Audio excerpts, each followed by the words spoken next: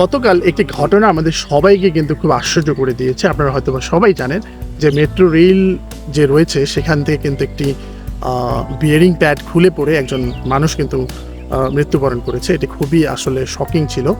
তো যাই হোক, এই ট্রেনে যারা চলাচল করে, বিশেষ করে মেট্রো ট্রেনে যারা চলাচল করে তাদেরকে কিন্তু আমরা হচ্ছে কমিউটার বলি। আজকের ভিডিওতে এই কমিউটার শব্দটি শেখাবো। আসলে commuter comes from commute. Commute ভার্বটির মানে হচ্ছে নিয়মিতভাবে কোনো স্থানে চলাচল করা। যেমন আমরা অনেকেই হচ্ছে আমাদের বাসা থেকে প্রতিদিন কিন্তু একই যানবাহনে বা একই জায়গা থেকে হচ্ছে অফিসে আমরা হচ্ছে যাতায়াত করি। সেটা স্কুলে হতে পারে, কলেজে হতে পারে, ইউনিভার্সিটিতে হতে পারে। সো আমরা কিন্তু একই জায়গা থেকে শুরু করে অফিসে পৌঁছাই বা একই বাস বা ট্রেনে করে আমরা হচ্ছে অফিসে পৌঁছাই এবং সেখান থেকে কিন্তু আবার বাসায় ফিরে আসি।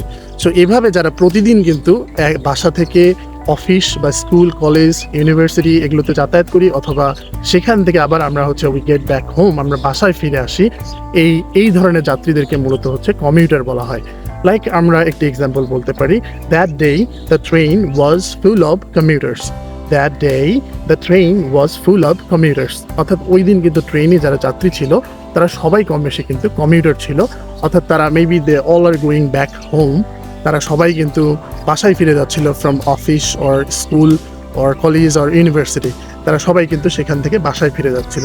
সো তাদেরকে কিন্তু আমরা হচ্ছে কমিউটার বলতে পারি। ইংরেজিতে আরও দুইটি চমৎকার ওয়ার্ড শেখাচ্ছি। যেমন যারা প্রতিদিন স্কুলে যায় তাদেরকে আমরা কিন্তু স্কুল গোয়ার এভাবে বলতে পারি, স্কুল গোয়ার। ডুরাল করে আমরা হচ্ছে স্কুল গোয়ার্স বলতে পারি। একইভাবে কলেজে যারা যাতায়াত করে তাদেরকে আমরা হচ্ছে কলেজ গোয়ার্স বলতে পারি। এভাবে ইউনিভার্সিটি গোয়ার্স আমরা কিন্তু এই ধরনের এক্সপ্রেশনগুলো তৈরি করে নিতে পারি। তো আশা করছি কমিউটার শব্দটি বোঝাতে পেরেছি। যদি বুঝে থাকেন তাহলে অবশ্যই নিজেরা বাক্য তৈরি করে কমেন্ট করবেন। Thanks for watching.